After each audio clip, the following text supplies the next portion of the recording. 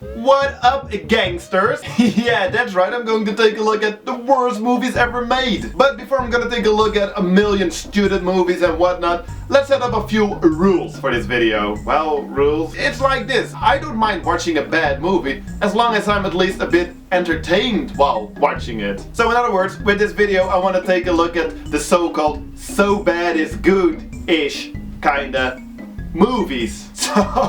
So with that in the back of our minds, let's check out some shitty movies. Yeah! I got these from my brother for my birthday because he always sees me drinking them in the videos. I thought though. Thanks, bro! Boom! And believe me, that's better than half the effects you're gonna see later in this video. Anyway, I want to start off with a classic one. I mean, when we say bad movies, we think this. We think what? We think Plan 9 from Outer Space. Widely considered to be one of the worst movies ever made, this 50s sci-fi movie is fun for the whole family. Oh, and instead of the clock thingy I did for the most disturbing movies ever made videos, I want to spice things up. I want to show a little scene for each movie just to give you an impression. Like this. Over. You got me that time, Mac. This is American Flight 812 requesting...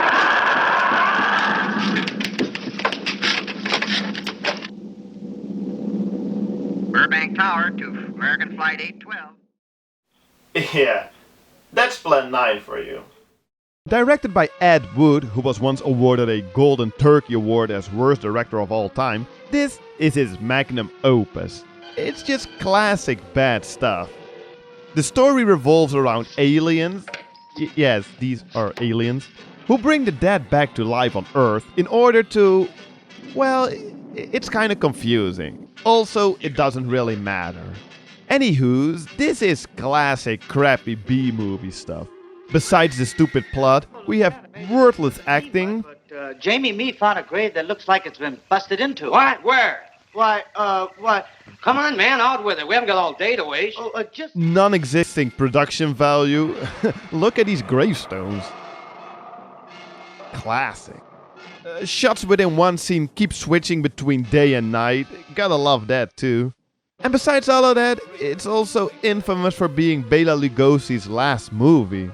Ed Wood shot some random footage with Lugosi before he died, and he decided he wanted to use this footage for Plan 9. But because it was shot before he wrote the movie, his appearances never really make any sense. And since he didn't have all the footage he needed, he used his wife chiropractor, covering his own face, to play the missing scenes. This shit is for real. Yeah, this is a classic bad movie. But it's very watchable, and for a movie that's almost 55 years old, it's actually rather entertaining too. Also, Tim Burton's movie, Ed Wood, does a brilliant job at recreating Plan 9. A movie I highly recommend. It's really good. You know, guys, I'm bringing back the rating system. Or well, at least I'm gonna do it like this. This movie is so bad, it's pretty good. How's that for a professional rating? So, next up, a movie I've known forever but actually never watched before making this video. It's Manos, The Hands of Fate. It's a 60s horror movie written, produced and directed by an insurance salesman as part of a bet that he could make a horror movie by himself. Yeah, sounds promising. Get back in the house, damn it! My God, Mike, what happened? He's dead. Peppy's been killed. Get back in the house, honey. Mike, what kind of place is this? My God, what kind of place is this? I'll take care of everything, honey. Get back in the house.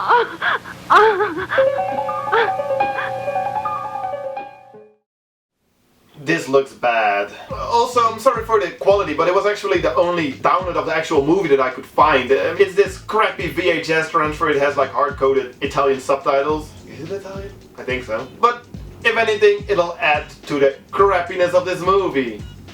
Manos, The Hands of Fate. Manos was mostly forgotten until the 90s when it was featured on Mystery Science Theater 3K, a TV show that mocks old B-movies. After that, it gained cult status as one of the worst movies ever made. And fully deserved. Man, this is an inept movie if I ever saw one. It's really just painful to watch. It's about a family on a road trip that ends up at a weird, cold place, something like that. That's really all you need to know. The movie starts out boring as hell with a title sequence that has no titles, since the director wasn't able to do so or just forgot. When the family does finally arrive and is welcomed by the house's caretaker, we get to experience the painfully awkwardness that is Manos.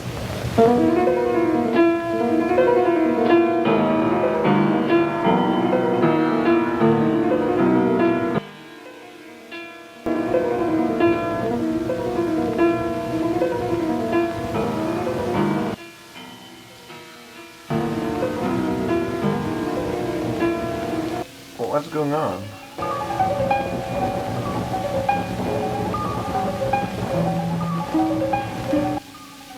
Is this for real? The caretaker, named Targo, is kind of the show stealer. Apparently he was on LSD during most of the filming. Just look at him. You gotta love his theme song too.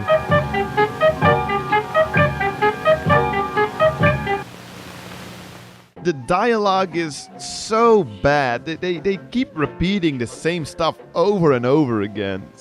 I'm not sure the master would approve. And the master wouldn't approve. The master would not approve. But he is with us always. He is with us always. He is with us always. I honestly don't know what to say about this one. Later there is a fight scene, I guess, between the wives of the master, which goes on forever.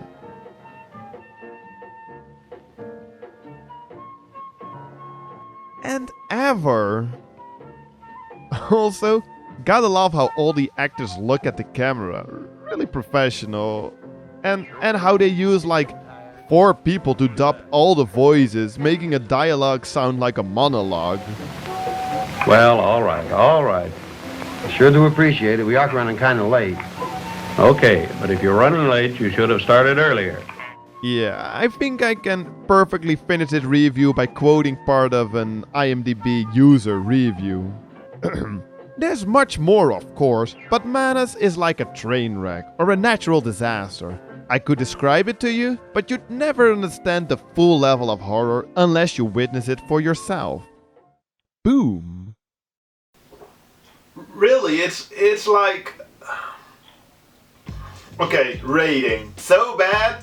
It's pretty awful. Well, no, that's not fair. In all honesty, I was actually quite intrigued by this movie. I'm even thinking of watching it again one day. But not now. First, yeah, a worst movies ever made list can't be complete without the next one, right? Well, you don't know yet, but you'll agree when you know which one it is, because it's Troll 2. Yeah, I actually already reviewed this movie on my channel, but it's in Dutch and it's not really fun for everybody, right? So let's take another quick look at this movie. We'll start with probably the most famous scene for those who haven't seen this movie yet, just to set the tone. They're eating her! And then they're going to eat me! Oh my God!